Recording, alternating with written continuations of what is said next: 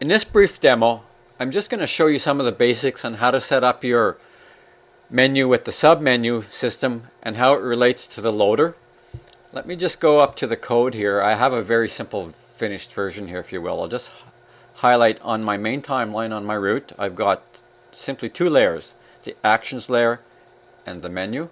Now if I go to my actions here and pop them open, fairly basic.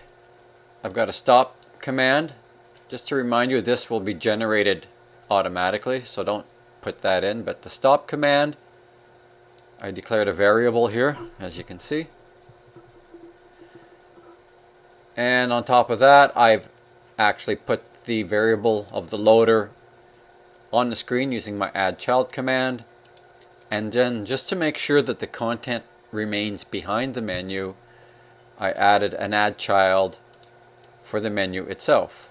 So of course the menu has a instance name called menu_MC, and we've built a loader right here, actually called loader.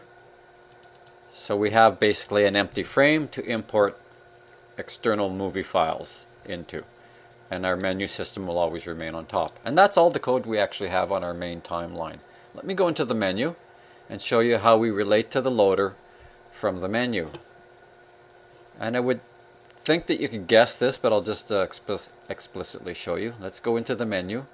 Again, you're going to do an animated flyout menu, but this is simply a menu with two different states, normal state and mouse over state, with the sub-menu and of course my invisible button, etc.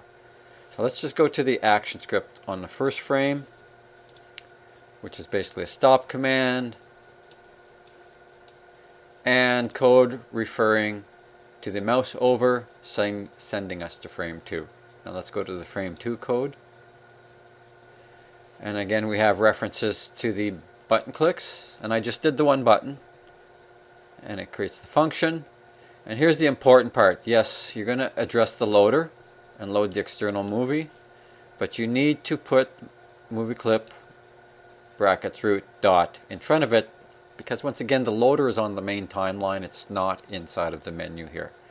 So the loader is on the main timeline, therefore refer to it with movie clip brackets root dot, and that sends this command. Everything after the dot is going to address that main movie clip, which is the root. So there you go, that's basically it. The rest of it you should be able to figure out on your own. And if you have trouble with this, just let me know. And again, that's just a very brief explanation on how to set up your loader with reference to your navigation system.